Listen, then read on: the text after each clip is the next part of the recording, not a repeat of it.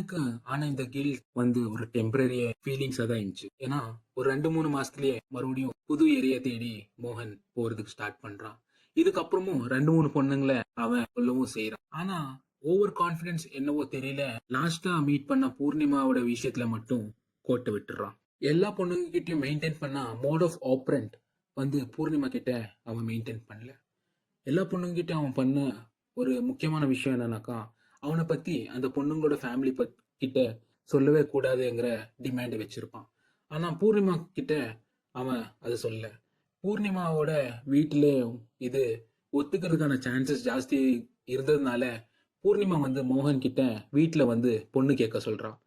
மோகனும் இதுக்கு ஒத்துக்குன்னு பூர்ணிமாவோட வீட்டுக்கு போய் அவளை பொண்ணு கேட்கறான். ஒரே பார்வையில பூர்ணிமாவோட ஃபேமிலி மெம்பர்ஸுக்கு மோகனை பிடிக்குதுங்கிறதுனாலும் மோகனை பத்தி இன்னும் கொஞ்சம் விசாரிச்சுதான் பொண்ணு தருவோன்ட்டு அவங்க சொல்றாங்க. ரொம்ப நாள் வெயிட் பண்ணியும் பூர்ணிமா கூட கல்யாணம் நடக்கல என்கிறதுல அவனோட ஃபீலிங்ஸை பூர்ணிமா கிட்ட சொல்றான். பூர்ணிமா கிட்டயும் நாம ஓடி போய் கல்யாணம் பண்ணிக்கலாம் என்கிற ஐடியாவையும் சொல்றான். இதுக்கு பூர்ணிமா ஒத்துக்கலனாலும் கொஞ்ச நாளைக்கு ஃபோர்ஸ் பண்ணி பூர்ணிமாவை மெஜஸ்டிக் கிட்ட இருக்கிற ஒரு லாட்ஜ் கிட்டன்னு போய் எல்லா பொண்ணுங்களையும் கொண்ட மாதிரி பூர்ணிமாவையும் எலிமினேட் பண்றான். ஆனா கொஞ்ச நாளைக்கு அப்புறமா கோர்ட்ல மோகனை பார்த்த பூர்ணிமாவோட ஃபேமிலி மெம்பர்ஸ் மோகனை ஐடென்டிஃபை பண்ணி இவன் தான் மோகன்ங்கிறது கன்ஃபார்ம் பண்றாங்க. இது கோர்ட்டுக்கு முன்னாடி ஒரு இம்பார்ட்டன்ட் எவிடன்ஸா மாறுது. கோர்ட்ல இந்த கேஸ் நடக்கும் போது கூட